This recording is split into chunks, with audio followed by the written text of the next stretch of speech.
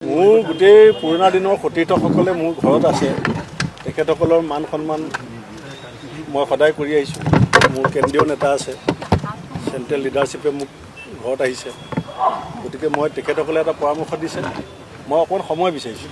মই আজি ৰাতি বা কালি ৰাতিপুৱা মই জিতেন্দ্ৰ সিংজী য'তেই থাকে মই সংবাদ মাধ্যমৰ আগত কৈছোঁ, মই লগ ধৰিম আৰু মই তেখেতক আমাৰ ঘৰৰ সিদ্ধান্তটো, কাৰণ মই এটা দলীয় হিচাপে অকল নহয়, মোৰ আৰু জানে, আমাৰ সকলোৱে জানে মোৰ চিঠিখনত মই কি লিখিছোঁ কেতিয়াও ৰাজহুৱা কৰা নাই। মই গোটেই কথাখিনি মই আলোচনা কৰি মই নিশ্চয় এটা সিদ্ধান্ত জনাম। মোৰ পৰিয়ালৰ লগত মোৰ দুজন ভাই আছে, ভণ্টি আৰু মোৰ পৰিবাৰ, মই কথা পতা নাই, নপতাকৈ মই পদত্যাগ দিছোঁ। আৰু মই আকৌ ৰাতি বা কালি ৰাতিপুৱা মই তেখেতক লগ ধৰিম বুলি কৈছোঁ।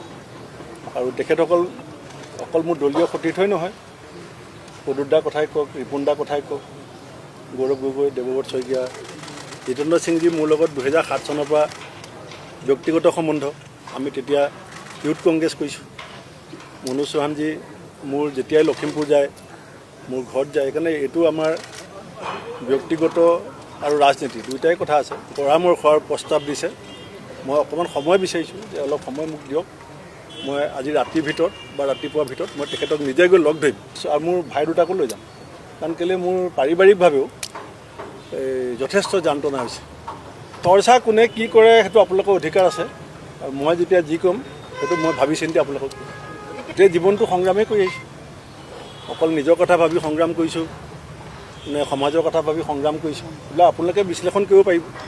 আপুনি